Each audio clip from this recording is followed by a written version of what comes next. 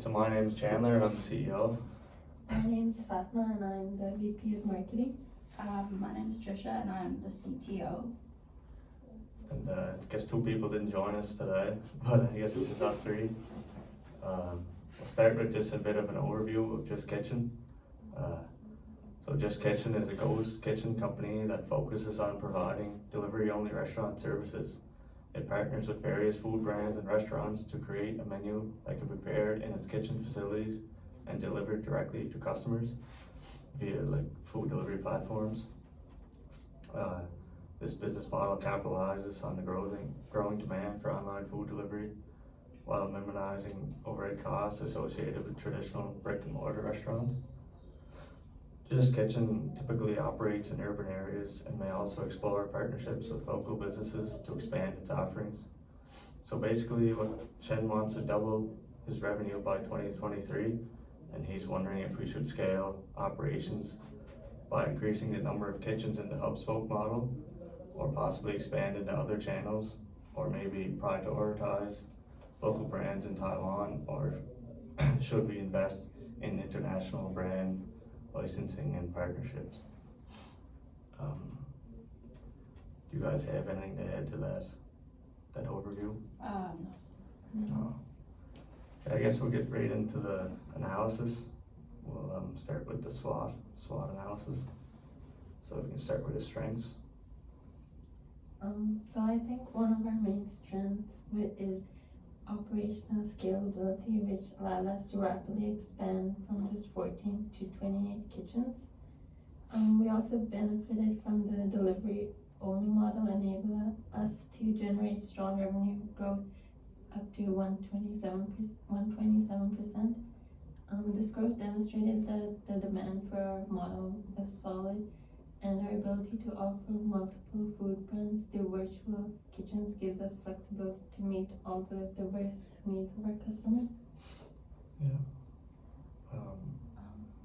For mine, I just said that they have the hub and spoke model, and it reduces food preparation costs, delivery time, and allows higher quality delivery. Also, I said that they have multiple channels, like income streams, but I think that could be like a double-edged sword.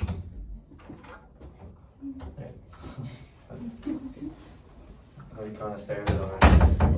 Yeah, already kind of started. Oh, Yeah, That's okay. it's just us four? I guess. Yeah. Oh, So what's your name? Harry. Harry.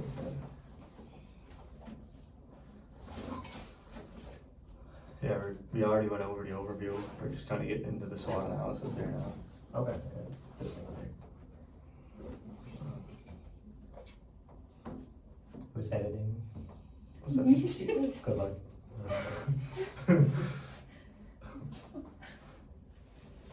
Okay, doesn't matter.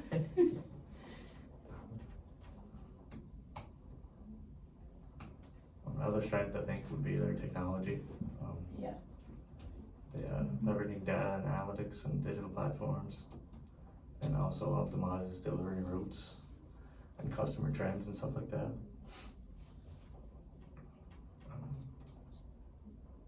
That's what I put too. Yeah. And they did TGI Fridays have Mr. Beast Burger, which attracts a lot of customers knowing that Mr. Beast is really popular. Popular, yeah. Yeah. There's another fellow like that too. I forget. Wasn't Michael Jordan? I don't think. But it was another burger like that too. I guess we can get into the weaknesses of Just Kitchen. So it's a very competitive market. The cloud kitchen space is highly competitive, with numerous players entering the market. Competitors with more capital or brand recognition could make it challenging for Just Kitchen to capture and retain market share.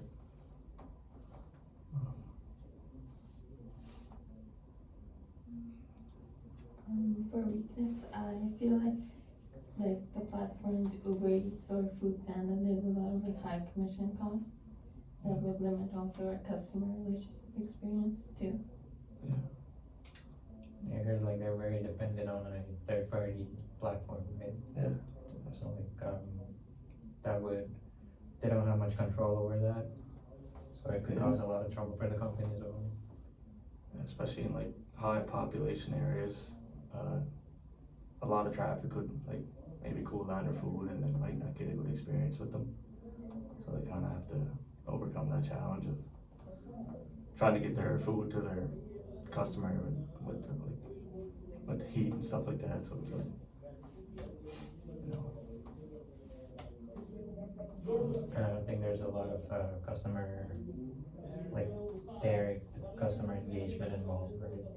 Yeah. And they're using a third party platform, so they cannot control like if a customer has a complaint, I don't think we have enough control to how we can resolve that. yeah.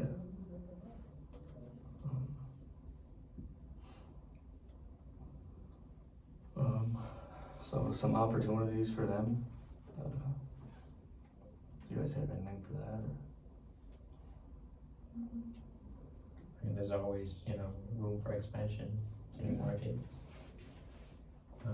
It's obviously a growing market too, so yeah. Like expand to like other Asian, countries, Yeah. Yeah. And as you seen during COVID, like the market for delivery food went way up. And Mhm, kinda they're still kind of trending that way, so.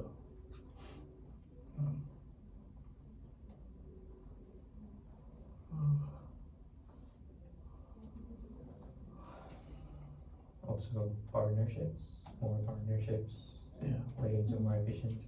yeah, for sure. They definitely have a lot of different foods they bring out with their partnerships and stuff, so a lot of variety for every customer in need. They could also like partner with local farmers or stuff Yeah.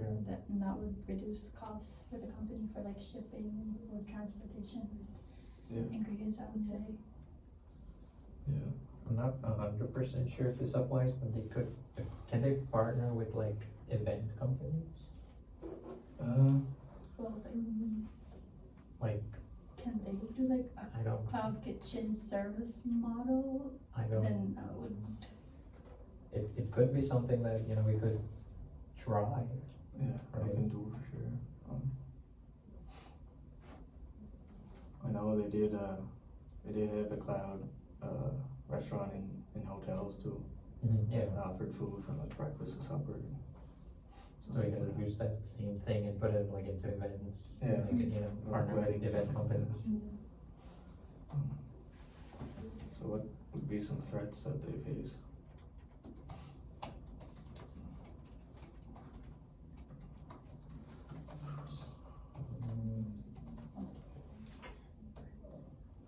Threats of new entrants, I guess. Everyone trying to join the market, Yeah, kind of. I feel like also there's like an economic threat for inflation now. So like they might not want to spend as much on delivery services. And also when I said like they're dependent on third party platform, that could be a threat, cause like if that company goes down, we will also go down. Yeah, Yeah. for sure, 'cause, That could be a threat. but like didn't they have like an app, was it? Do they have like a delivery with that app as well? I think they have like a There is JK a app. JKOS, yeah, they Yeah. did have that. But there's also a lot of dependency on the third party apps as well. Yeah. So, yeah. So if something happens to that, we will also have an impact because of that.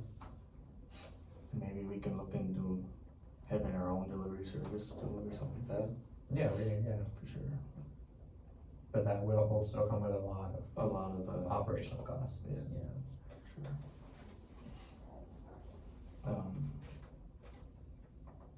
I guess we can look into Porter's Five Forces here now, and the rivalry of competitors.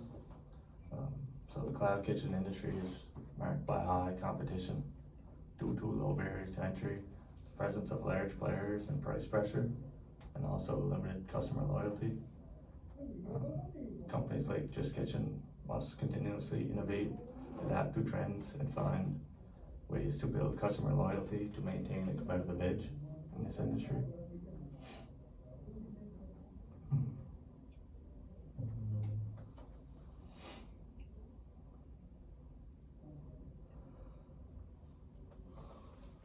also be like other local delivery shops that does the same thing as what Just Kitchen, I would say, on a smaller scale.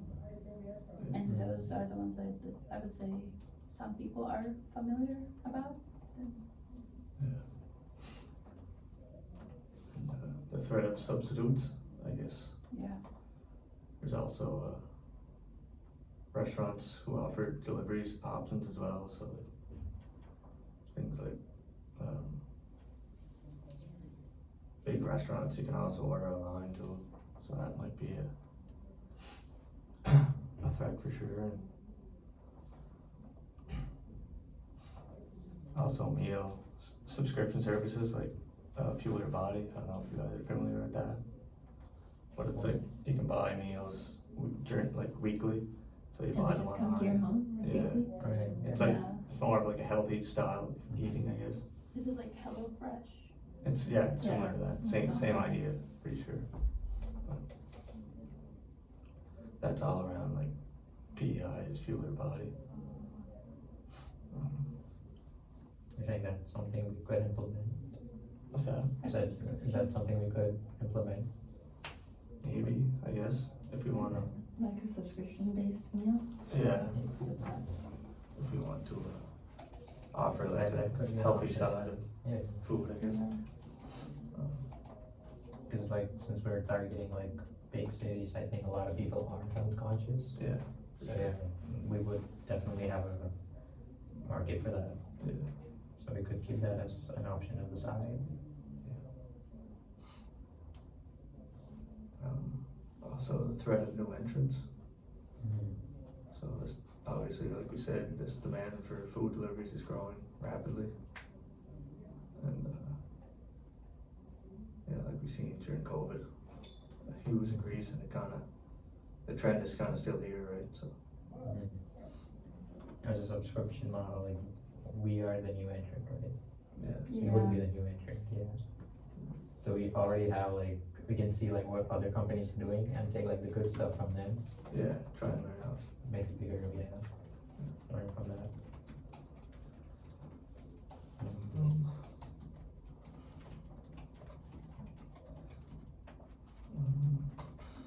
So we can look into supplier and consumer, like their bargaining power. You guys have anything for that, or? There's also a lot of like different options out there, so I find customers might have the greater power than suppliers.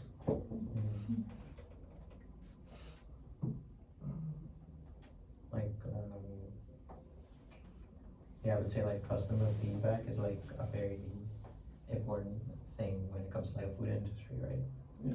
So I would say like for Just Kitchen, we need to like keep the customer expectations high and provide for it. Or else, yeah, it's just gonna go downhill, cause like, on the top of my head, we can name a number of food delivery companies that's like not doing so great. Yeah. Right? Yeah. Yeah, that's mostly because like we hear from other people, we may not have to experience it. It's basically like you said, buyers, power buyers. So Yeah. basically like keeping standards to customers' expectations. Based off like their feedback, I guess we can learn a lot and try and get the best customer service we can, I guess. And that is said to be the most important part of a successful business, no? Yeah. Yeah. Customer service. Yeah. Yeah.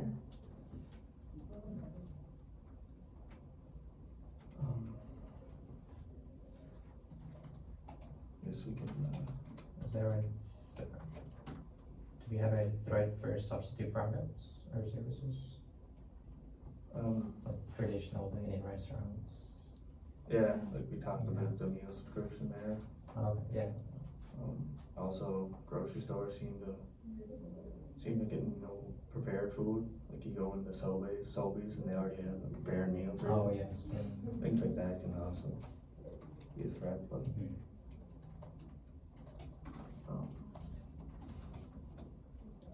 so we can look at the custom analysis here now.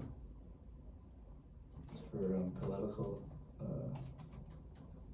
lobbying. obviously there's regulatory policies that government Mhm. gives out for food safety and like hygiene standards and stuff like that. Mhm. Also, if your kitchen's like clean or not, stuff like that. All this stuff can lead to fines and shutdowns and reputational damage. Um,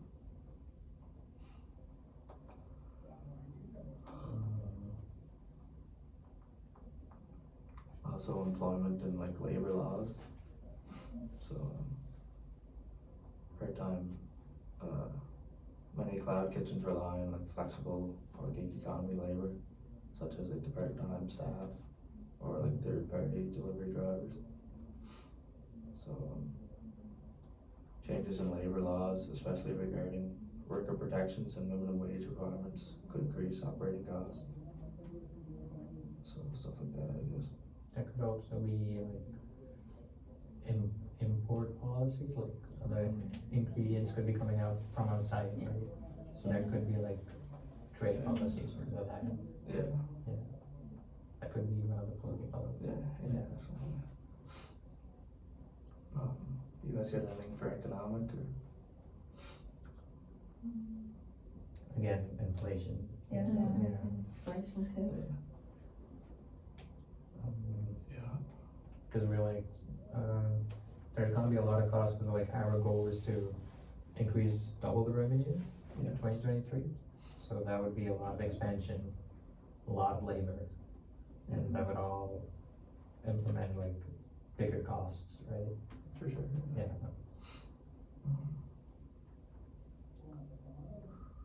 So the social part of it is obviously the growth in the food delivery demand and health and wellness trends.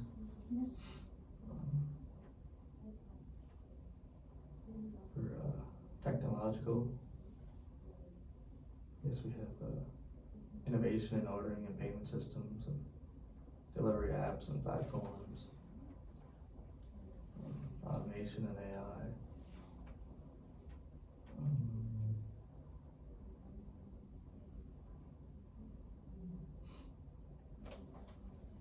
I guess like staying up to date with the technology.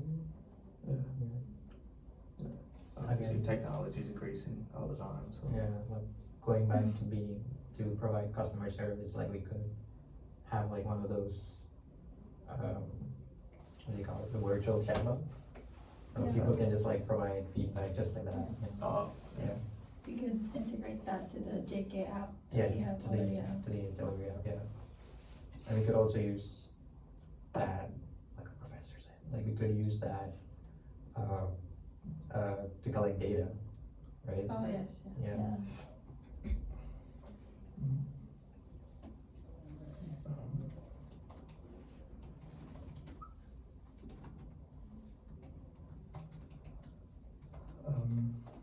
Could we go or social?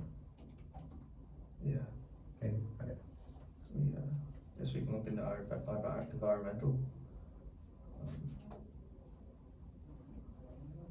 Waste management and recycling is big, I guess.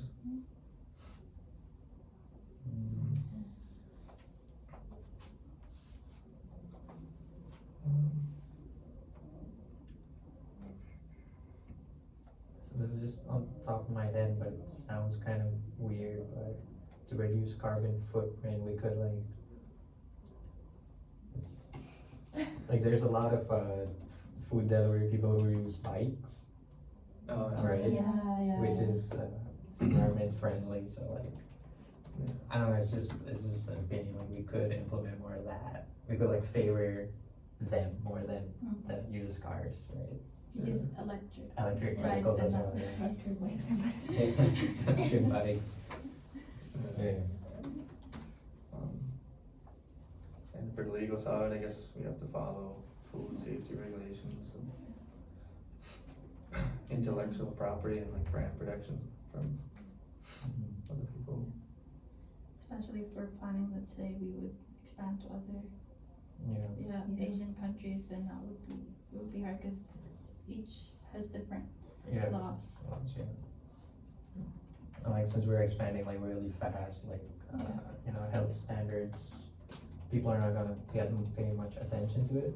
Yeah, So like we might have to like hire like an HR role in each location just that focuses on health and safety, right? To protect the brand reputation. Yeah, make sure like those rules Yeah. are met and like Yeah, not breaking them. yeah. Mhm.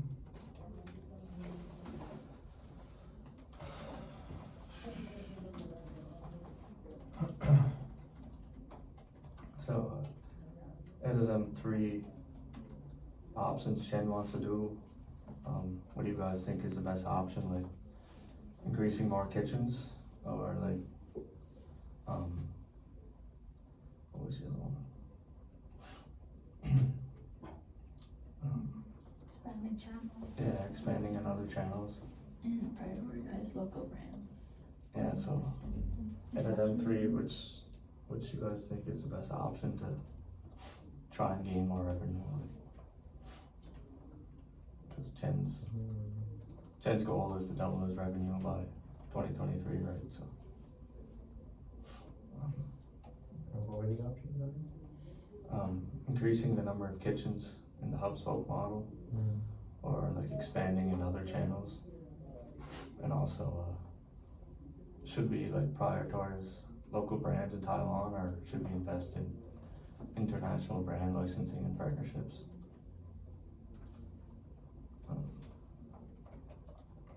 Like we said earlier there,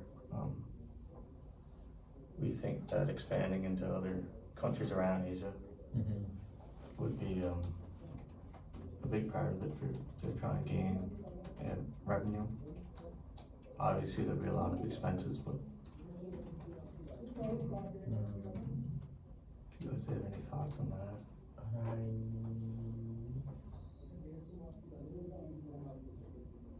Yeah, cause like since we're like trying to do a rapid expansion, like we might need to recruit and retain skilled professionals. And that will come up with a lot of labor costs, training costs.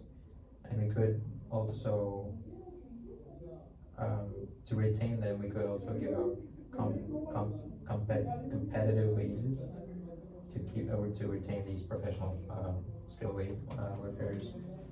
And, also that comes with, like I said, like we might have to hire a HR role to focus on health and safety, right? To, protect the brand reputation. For sure.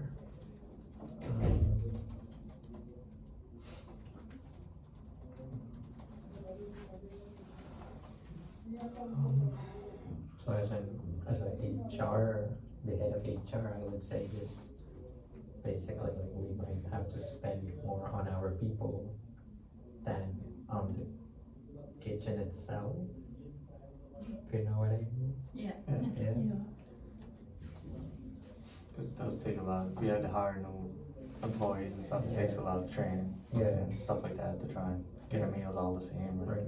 And we need to keep the standards up there, Yeah. right? So a lot of consistent training, yeah.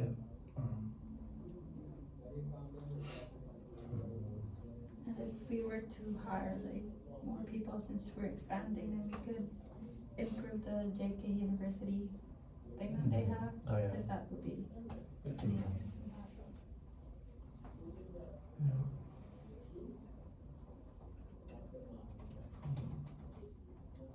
Do you wanna go through each option again?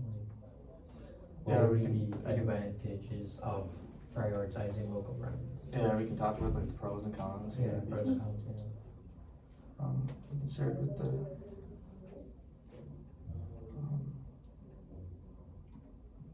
We can start with the increasing kitchens and the hub spoke model. We'll talk about the pros and cons of that, I guess.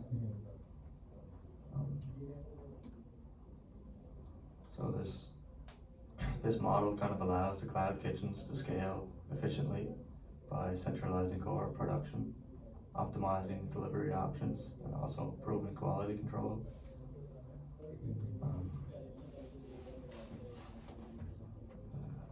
There's also potential for bigger volume of orders, Yeah, right?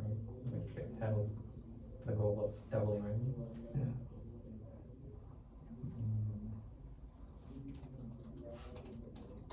Yeah, I guess it depends on your demand, I guess if we're getting overworked or not.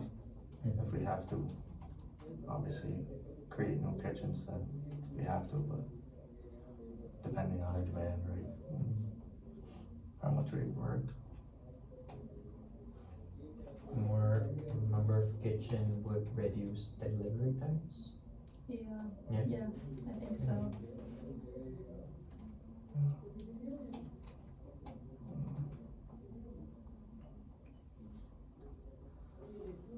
Are there any other pros to increasing number of kitchens?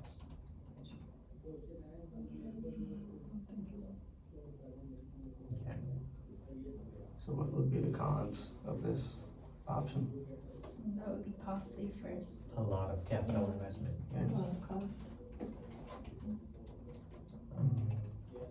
Cause like especially in urban locations, you know, the rent would be very high, right, for locations.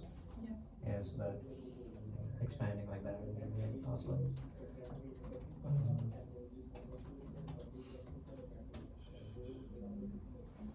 So we can talk about, should we expand into other channels? The pros and cons of this.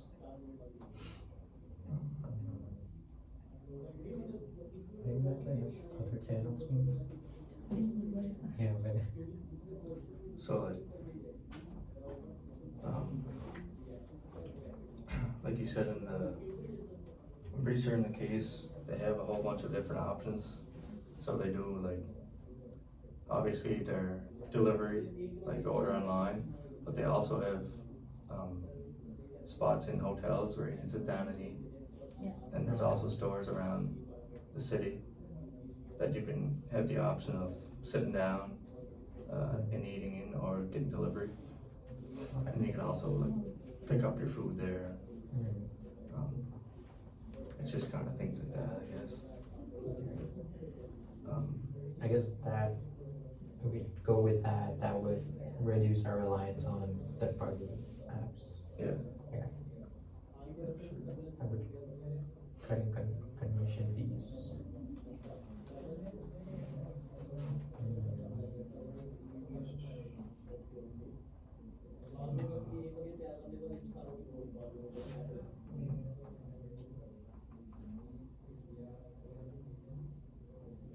I think it'll also be a way to collect more data and see how customers want to enjoy their food, like Yeah. where they would wanna be. So we could like collect the data and put more investment on where there's potential to grow, right?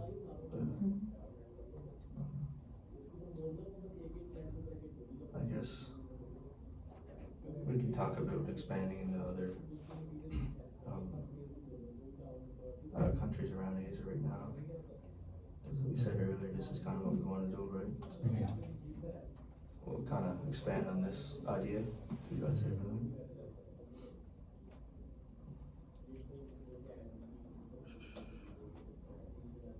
So obviously it will increase our brand appeal and also our customer reach. So a different variety of customers around. There can also be like a lot of restaurants from other countries that wanna partner with us too as well.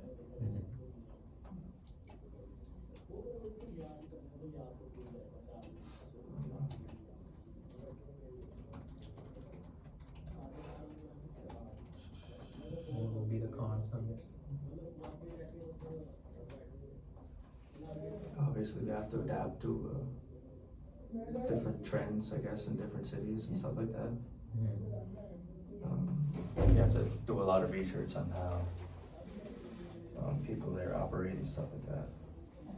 And like each culture has different tastes, so we have to Yeah. accommodate for all of that. And that would be difficult for the companies. You may have to look in like different brand partnerships to kind of align with these people's like needs, like food wise.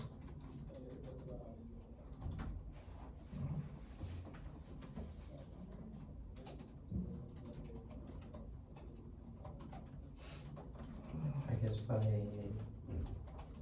like if we focus a lot on our own way of doing things, it would also like, we're like alienating the other parties, right? So if the thing that we're focusing on doesn't work out, and we also have a bad partnership with the other companies, they would be reluctant to partner with us again, Yeah. right? So that's a big risk we have to take.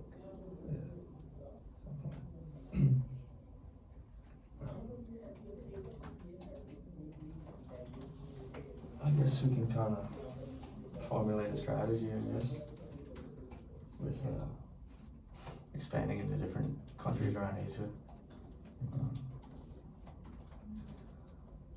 I think this is the best way to get to increase revenue, is to kind of expand around.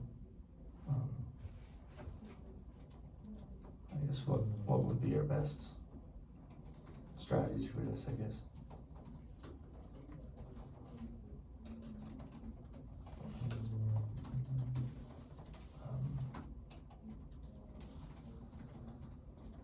I would say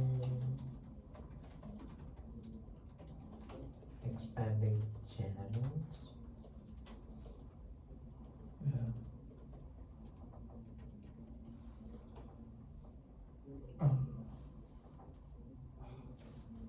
Just because like there's a long-term potential on it, right?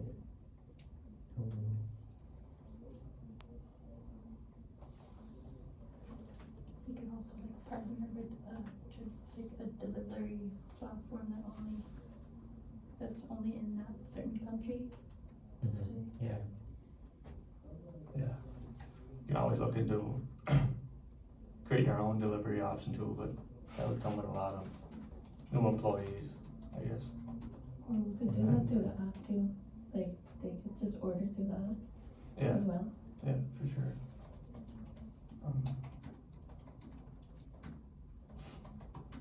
Then we would need a third party, obviously, to deliver our food too. Oh, yeah. So, we'd have to rely on them, I guess, too. I guess we already do. so you can like mix the three options together. Yeah. Yeah.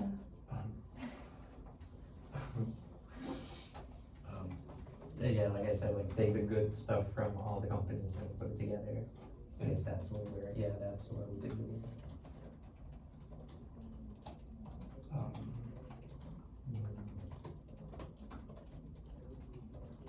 Yeah, I would say like expanding channels will come with a lot of customer loyalty, right? And building a good customer relationship is very crucial for our business. We could also use that to collect data and use that as a way to get more customers, right? Yeah. So yeah, I would say like our primary focus would be on expanding channels. What do you guys think about that?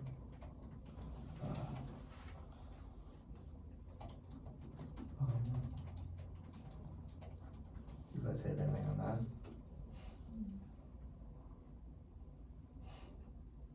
I guess, well, in terms of increasing customer relationship, we need to focus more on that, cause we don't really have a lot of customer relationship with the Yeah, customers. that is true, yeah. We don't have direct to direct, we Yeah. do Mhm. social media. Yeah. So I guess we'd have to look into a lot of market research while going into these different countries. Mhm. Kind of look at their consumer preferences and stuff like that, dietary habits. But, um,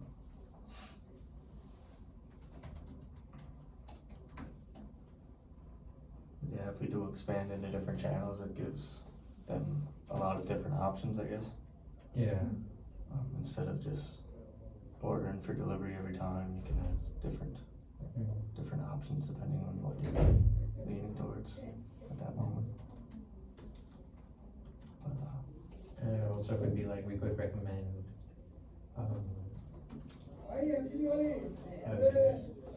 like local tastes. yeah, You could like again use the data to like recommend, hey, I know you're feeling to like have this, so this is what I recommend. So, Yeah, that's great. yeah, yeah, for sure. because Cause that is happening a lot, like whenever I open my phone, it knows what I'm looking for. Yeah. It's scary, but yeah. You search something on the internet and then soon after the ads coming up on It's Instagram. scary, man. It's You're not scary. gonna do it on your phone, you're still on your laptop, you get it Yeah. out on your phone. Right. Yeah. We don't want to scare customers that much. Oh my god, scared. I get scared every time. Uh-huh. How do you know that?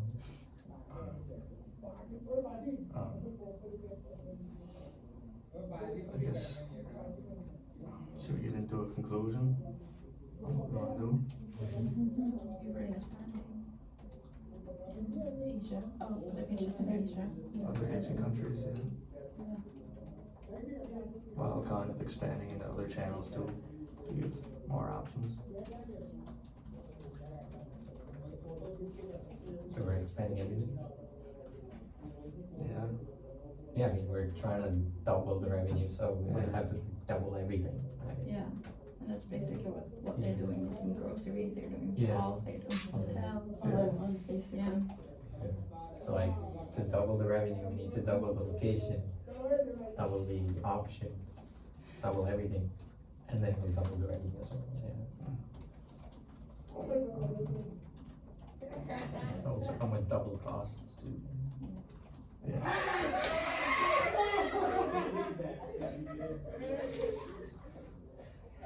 See, they get it. They know what they get. I mean, is there any further concerns with that, or do you think that's our best strategy? Strike the retracted strategy is good? I'm happy. I feel like it's a good strategy. It will come with a lot of problems, but yeah, we can, I I mean, mean, we're big enough, so we can tackle anything. they've already been doubling Yeah. their revenue, so. Whatever comes out of that, to be honest, yeah. Yeah. Guess we're all happy with that. Let's see what we got there, I guess. Thank you guys. The professor will hear them. He's I gonna know. hear them screaming and be like, what's going on? And that's like right after we recommended the solution.